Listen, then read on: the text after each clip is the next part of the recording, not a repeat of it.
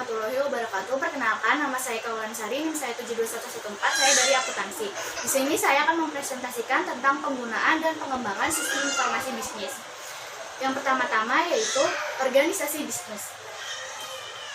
Nama-nama lain divisi sistem informasi manajemen, khususnya teknologi informasi adalah 1. Sumber daya informasi.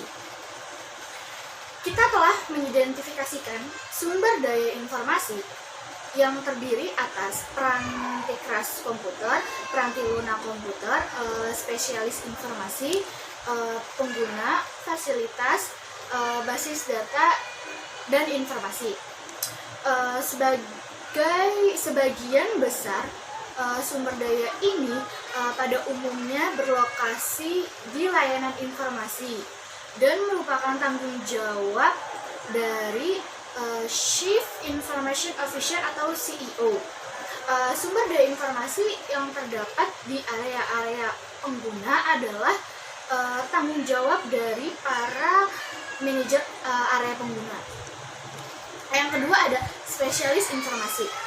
Spesialis informasi digunakan untuk menggambarkan karyawan yang tanggung jawab utamanya adalah untuk memberikan kontribusi atas tersedianya sumber daya informasi dalam perusahaan. Spesialis informasi meliputi yang pertama ada analisis sistem. Analisis sistem adalah orang yang ahli dalam mendefinisikan masalah dan dalam membuat dokumentasi tertulis mengenai bagaimana komputer akan membantu menyelesaikan suatu masalah. Yang kedua ada administrator basis data. Seorang spesialis informasi yang bertanggung jawab atas basis data disebut sebagai administrator basis data. Tugasnya terbagi dalam 4 area utama, yaitu perencanaan, implementasi, operasi, dan keamanan. Yang ketiga ada webmaster. Webmaster bertanggung jawab atas isi dan situs web perusahaan. Webmaster harus bekerja sama dengan spesialis jaringan untuk memastikan bahwa jaringan komunikasi antara perusahaan dan pelanggan dan sekutu bisnisnya selalu terbuka. Yang keempat ada spesialis jaringan. Spesialis jaringan bekerja dengan analisis sistem dan pengguna dalam membuat jaringan komunikasi data yang menyatukan sumber daya komputasi yang menyebar. Spesialis jaringan akan menggabungkan keahlian dari bidang-bidang komputasi maupun telekomunikasi. Yang kelima ada programmer. Programmer menggunakan dokumentasi yang dibuat oleh sistem analis untuk membuat kode program komputer yang mengubah data menjadi informasi yang dibutuhkan oleh pengguna. Beberapa perusahaan menggabungkan fungsi sistem analis dan programmer untuk menciptakan suatu posisi analis programmer. Yang keenam ada operator. Operator menjalankan peralatan komunikasi berskala besar seperti komputer mainframe dan server yang biasanya berlokasi dalam fasilitas komputer perusahaan. Operator akan memonitor konsol, mengganti kertas printer, mengelola perpustakaan pita dan disk penyimpanan data, serta melakukan tugas-tugas lain yang serupa. Selanjutnya ada struktur organisasi layanan bisnis. Yang pertama ada tren dari struktur tersentralisasi ke desentralisasi.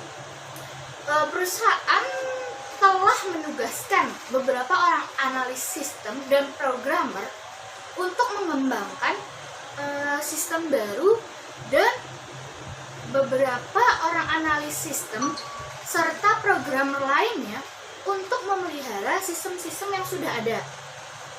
Yang kedua ada struktur organisasi inovatif.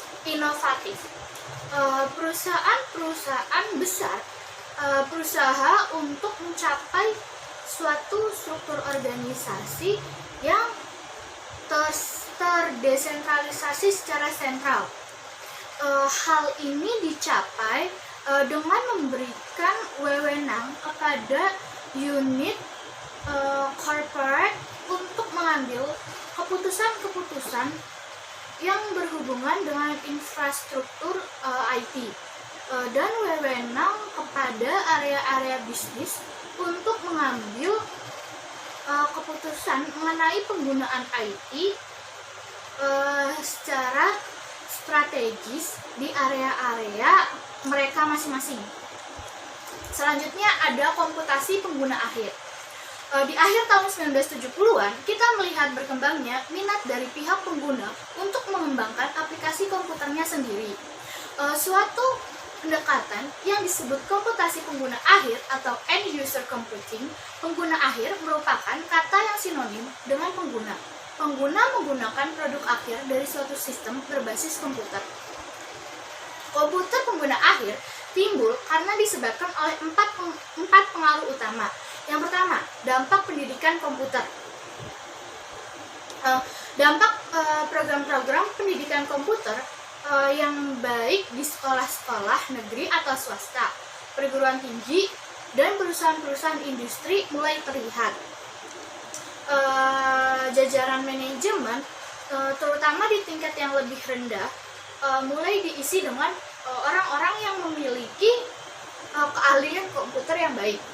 Yang kedua ada antrian layanan informasi. Ketika para pengguna mulai mengajukan tuntutan-tuntutan untuk mendapatkan tambahan dukungan sistem kepada layanan informasi. Layanan informasi tidak dapat memberikan respon yang cukup cepat untuk memenuhi tuntutan pengguna, dan antrian mulai menumpuk dengan pekerjaan yang menunggu untuk dikerjakan oleh komputer. Yang ketiga ada murahnya peranti keras. Pengguna dapat memperoleh sendiri peranti kerasnya dengan memesan di toko komputer setempat melalui telepon dan meminta sistem tersebut dikirimkan menggunakan taksi. Yang keempat ada peranti lunak siap pakai. Baik perusahaan peranti keras maupun peranti lunak membuat peranti lunak yang akan mengerjakan tugas-tugas akuntansi dasar sekaligus memberikan informasi bagi pengembalian keputusan. Selanjutnya ada pengguna sebagai suatu sumber daya informasi. Pengguna dari sistem informasi perusahaan merupakan sumber daya informasi penting yang dapat memberikan suatu kontribusi yang nyata dalam mencapai sasaran strategi dan meraih keunggulan kompetitif. Hal ini terutama berlaku ketika pengguna dapat secara aktif ikut serta berpartisipasi dalam pengembangan sistem dan mempraktikkan komputasi pengguna akhir. Selanjutnya ada keuntungan komputasi pengguna akhir.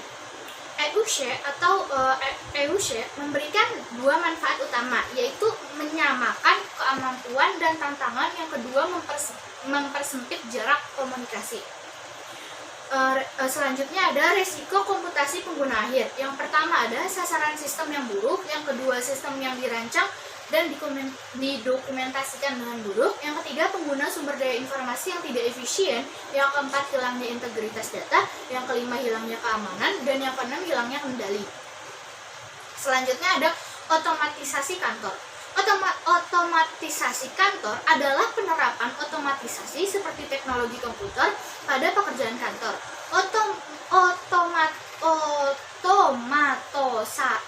Otomatisasi kantor dapat dilacak kembali hingga awal tahun 1960-an ketika IBM memperkenalkan istilah pengolahan data untuk menyatakan suatu bahwa kebanyakan aktivitas kantor dipusatkan pada pengolahan kata-kata.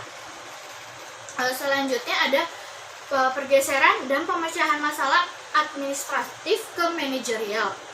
Seiring dengan bertambahnya pengetahuan komputer di kalangan manajerial dan profesional, mereka menyadari bahwa mereka dapat menggunakan berbagai aplikasi untuk memecahkan masalah yang mereka hadapi.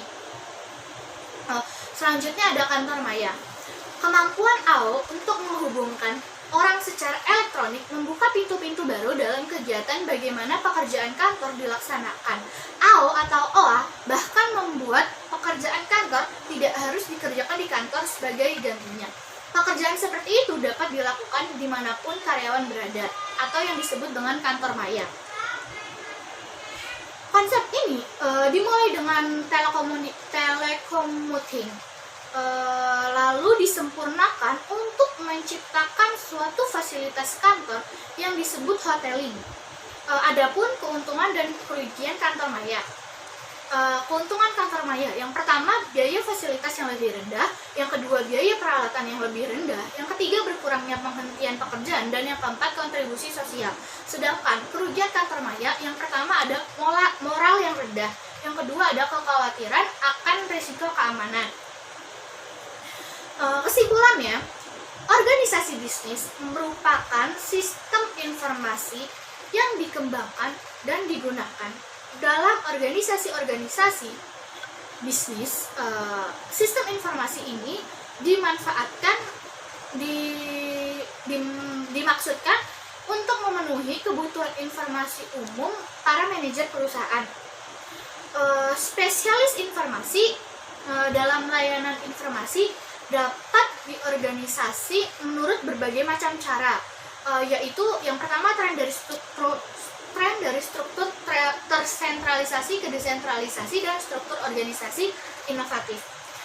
Perkembangan dalam bidang informasi di bidang bisnis sangatlah pesat. Banyak hal-hal yang semakin dipermudah dengan adanya informasi, seperti adanya kantor maya yang semakin memudahkan para pengguna informasi dalam menyelesaikannya. Sekian dari saya, kurang lebihnya mohon maaf. Wassalamualaikum warahmatullahi wabarakatuh.